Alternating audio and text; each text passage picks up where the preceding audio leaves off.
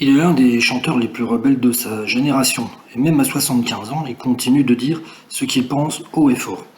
Il se confie sur son nouvel album Sous un soleil énorme, qui est un disque engagé et toujours aussi baroudeur.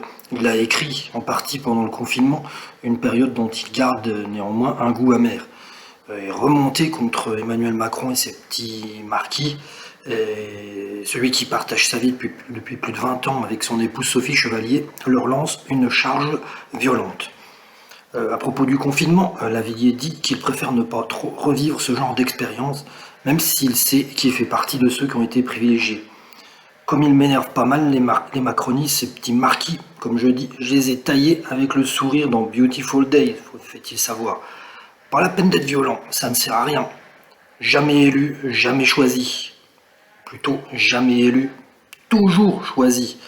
L'interprète de Noir et Blanc revient sur l'élection du président de la République à l'approche de la présidentielle de 2022 et il évoque même le cas Éric Zemmour. C'est ironique, mais c'est vrai, constate-t-il. Macron a été élu une fois et bing, président. Merde alors.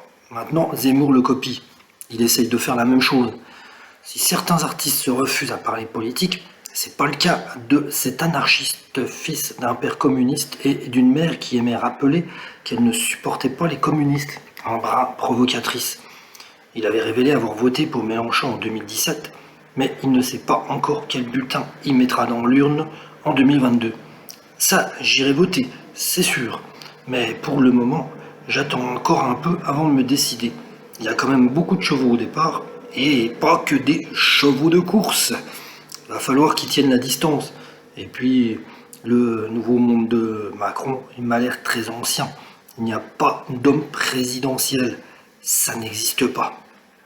Bon, on a un Lavillier qui est encore un regard noir, hein, un peu pessimiste. Il donne son avis, ça nous fait du bien. Il nous oriente un petit peu, il a du recul, il a de la bouteille. Et son regard là, sur la vie publique actuellement nous permet de nous éclairer. Merci Bernard.